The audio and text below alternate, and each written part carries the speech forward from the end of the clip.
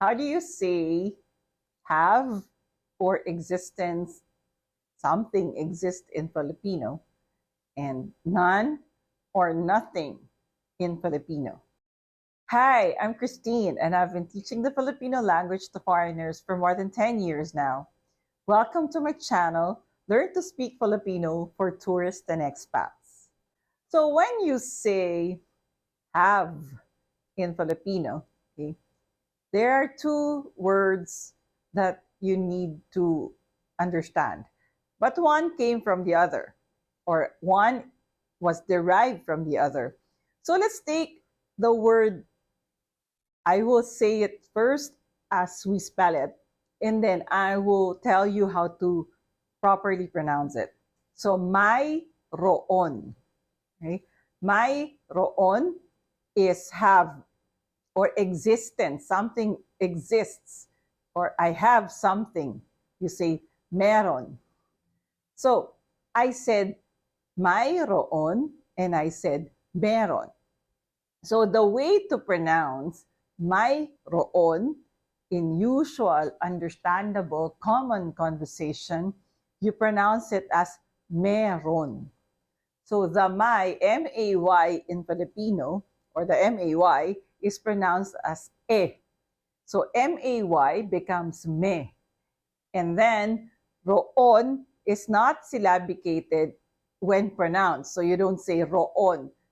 So you say ron. So in conversation, even if we spell it as M-A-Y-R-O-O-N, we pronounce it as meron. Okay? For you to be understood, you have to pronounce it as meron. Now, from mayroon, okay, we also have the word may to mean existence. Okay, so two words, but may came from the word meron.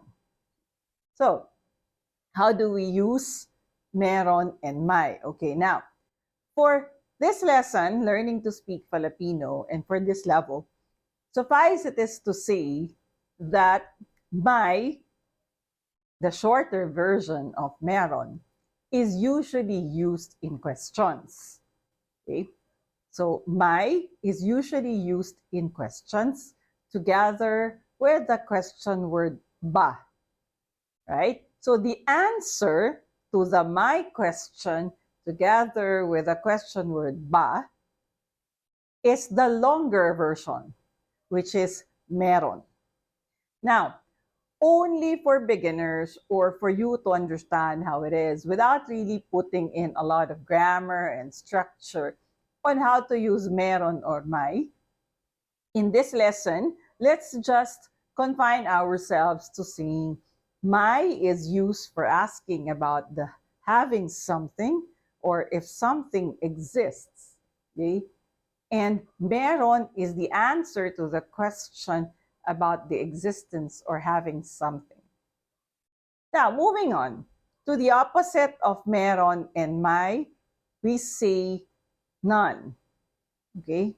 So, none in Filipino is wala. Okay? Wala. Okay? So, wala could mean three things. Okay? None. So, wala could mean none. Okay? Number two, wala could also express nothing. Okay? And number three, which is going to be discussed in the next video about numbers, wala is also zero. All right? So, wala could mean three things: none, nothing, and zero. So, in this lesson, we talked about meron, may, the derivative of meron, okay, which both mean have or existence of something. And the opposite of may and meron is wala, which means none, nothing, or zero. Now, when you answer meron, okay, and you'd like to express your answer to an older person, or you'd like to show respect, or you want to be polite, you can simply add po to meron and say meron po.